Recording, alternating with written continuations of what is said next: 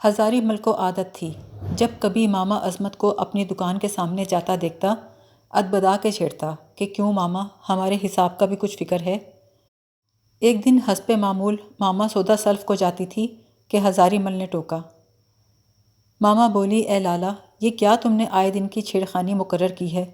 جب مجھ کو دیکھتے ہو تقاضا کرتے ہو، جن کو دیتے ہو ان سے مانگو، میں بیچاری غریب آدمی، ٹکے کی اوقات، میرا بھلا مہاجنوں کے لین دین سے کیا واسطہ؟ ہزاری مل نے کہا، یہ تم نے کیا بات کہی کہ تم سے واسطہ نہیں؟ دکان سے تو تم ہی لے کر جاتی ہو، ہم تو تم کو جانتے ہیں، ہم گھر والوں کو کیا جانیں؟ ماما نے کہا، اے لالا، ہوش میں آؤ، میرے پاس نہ جائیداد نہ دولت، میری ایسی کیا حیثیت دیکھ لی تم نے کہ سینکڑوں روپے آنکھ بند کر کے مجھ کو دے دیے؟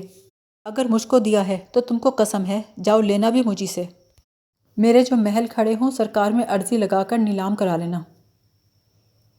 ماما کی اکھڑی اکھڑی باتیں سن کر ہزاری مل سٹ پٹا گیا اور لگا لگاوٹ کی باتیں کرنے۔ آج تو تم بہت غصے میں ہو، بتاؤ تو کیا بات ہے؟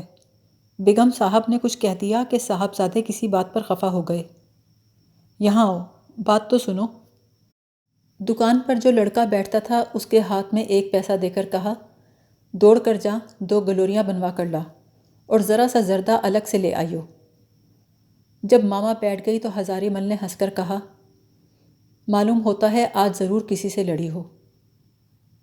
ماما نے کہا، خدا نہ کرے، میں کیوں لڑنے لگی؟ بات پر بات میں نے بھی کہہ دی، رتی برابر جھوٹ کہا ہو تو میرا کان پکڑ لو۔ ہزاری مل بولا، یہ بات ٹھیک ہے کہ بہوار مالک کے ساتھ ہے، پر ہوتا تو تمہارے ہاتھوں سے ہے یا نہیں؟ ہمارے نام تو رکا ہے نہ چٹھی، تم نے مالک کے نام پر جو مانگا سو دے دیا۔ ماما بولی، ہاں تو یوں کہو، اس سے میں کم کرتی ہوں، جو لیا ہے ہزاروں میں کہہ دوں، لاکھوں میں کہہ دوں، اور ہماری بیوی بیچاری تو اولیاء آدمی ہیں، کبھی تکرار نہیں کرتی، انہی کے دم قدم کی برکت سے گھر چلتا ہے، ہم غریب بھی ان کا دامن پکڑے ہوئے ہیں۔ وہ تیرا لوگوں نے بھڑکایا لیکن خدا سلامت رکھے ان کے دل پر میل نہ آیا۔ ہزاری مل نے کہا، بیگم صاحبہ تو حقیقت میں بڑی امیر آدمی ہیں۔ واہ، کیا بات ہے؟ پھر آہستہ سے بولا، چھوٹی بہو صاحب کا کیا حال ہے، کیسی ہیں؟ اپنی بڑی بہن کے ڈھنگوں پر ہیں یا اور مزاج ہے؟ ماما کہنے لگی، اے لالا، کچھ نہ پوچھو، یوں ہنر سلیقہ تو دنیا کی بہو بیٹیوں سے بڑھ کر ہے، کھانا عمدہ سے عمدہ، سینے میں درزیوں اور مغلانیوں کو مات، لیکن امیری کی بات نہیں۔ بیٹی تو امیر گھر کی ہیں پر دل کی بڑی تنگ ہیں، دمڑی کا سودا بھی جب تک 4 دفعہ پھیر نہ لیں پسند نہیں آتا۔ اول اول تو مجھ پر بھی روک ٹوک شروع کی تھی، آخر تھک کر بیٹھ رہی۔ ہزاری مل بولا، سنا ہے چھوٹی بہو صاحب کو بڑا بھاری جہیز ملا؟ ماما نے چھوٹتے ہی کہا، خاک، بڑی بہو سے بھی اترتا ہوا۔ ہزاری مل نے کہا، تعجب ہے، ان کے بیاہ کے وقت تو خان صاحب تحصیلدار تھے، بڑی بیٹی سے زیادہ دینا لازم تھا۔ ماما نے جواب دیا، اے ہے تحصیلدار کا کچھ دوش نہیں، اس بیچارے نے تو بڑی بڑی تیاریاں کی تھیں، انہی نے اماں بابا کی خیر خواہی کے مارے کہہ کہہ کے سب چیزیں کم کروائیں۔ ہزاری مل بولا، اگر یہ حال ہے تو بڑی بہن کی طرح یہ بھی الگ گھر کریں گی۔ ماما نے جواب دیا، الگ گھر کرنا کیسا، یہ تو اور بڑے گل کھلائیں گی۔ بڑی بہو بد مزاج تھیں لیکن دل کی صاف تھیں، اور یہ زبان کی میٹھی اور دل کی کھوٹی، کوئی کیسا ہی جان مار کر کام کرے ان کی خاطر میں نہیں آتا، بات بھی کہیں گی تو تہہ کی، منہ پر کچھ دل میں کچھ، اب تو باپ کے ساتھ پہاڑ پہ جانے کی تیاری کر رہی ہیں۔ ہزاری مل بولا، لاہور سے مولوی صاحب کا کوئی خط آیا کہ نہیں؟ ماما کہنے لگی، ہر روز انتظار رہتا ہے، نہیں معلوم کیا سبب ہے، کوئی خط نہیں آیا، بیوی بھی خرچ کی راہ دیکھ رہی ہیں، پرسوں اترسوں مجھ سے کہہ بھی رہی تھیں کہ رمضان سر پر آ رہا ہے، ہزاری مل سے کہیو کہ 50 روپے قرض اور دے دے۔ قرض کا نام سن کر ہزاری مل چونک پڑا اور بولا، پچھلا حساب چکا دیں تو آگے کو کیا انکار ہے؟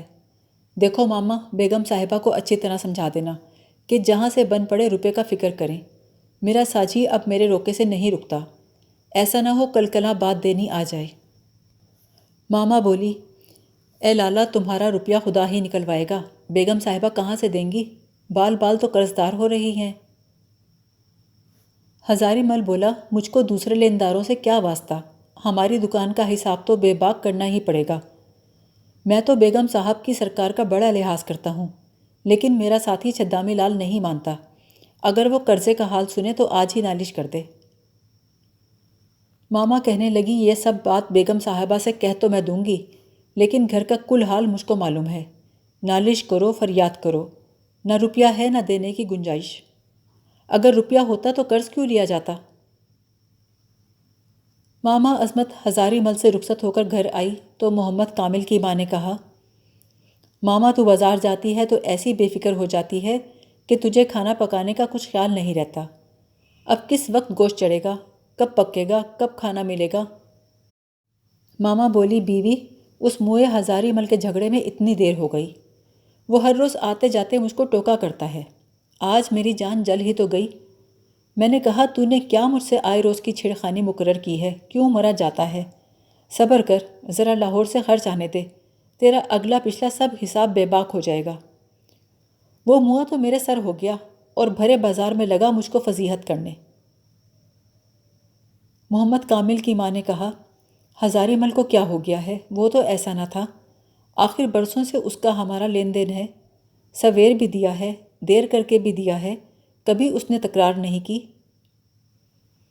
ماما بولی، اے بیوی، کوئی اور مہاجن اس کی دکان میں ساجی ہوا ہے، اس موئے نے جلدی مچا رکھی ہے، جس پر لینا تھا کھڑے کھڑے وصول کر لیا، جس نے نہیں دیا نالش کر دی۔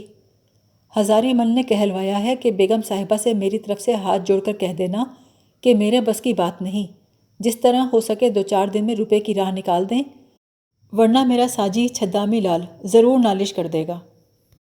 یہ سن کر محمد کامل کی ماں کو سخت تردد ہوا، کہنے لگیں، لاہور سے خط کا جواب تک تو آتا نہیں، خرچ کی کیا امید ہے؟ اگر سچ مچ ہزاری مل نے نالش کر دی تو کیا ہوگا؟ میرے پاس تو اتنا اثاثہ بھی نہیں کہ بیچ کر ادا کر دوں۔ نالش ہونے پر بڑی بے عزتی ہوگی، سارے شہر میں نام بدنام ہوگا۔ ماما تم ڈولی لے کر آؤ، میں اپنی بہن امیر بیگم کے پاس جاتی ہوں، دیکھوں اگر وہاں کوئی صورت نکل آئے۔ ماما بولی، بیوی، نالش تو ہوئی دھری ہے، جس نے منہ سے کہہ دیا اس کو کرتے کیا دیر لگتی ہے، اور چھوٹی بیگم بیچاری کے پاس روپیہ کہاں سے آیا؟ وہ تو خود ان دنوں پریشان ہے۔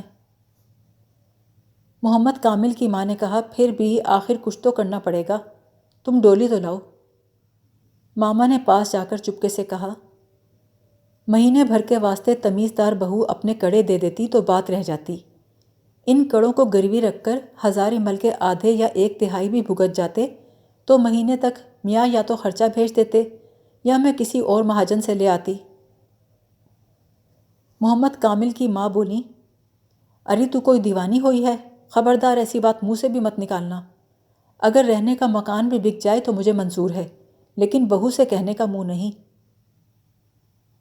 ماما بولی، بیوی، میں نے تو اس خیال سے کہہ دیا کہ بہو کچھ غیر نہیں ہوتی، اور خدا نہ کرے کچھ بیچ ڈالنے کی نیت تھوڑی ہے، مہینے بھر کی بات ہے، چیز صندوقچے میں نہ پڑی رہی، مہاجن کے پاس رکھی رہی۔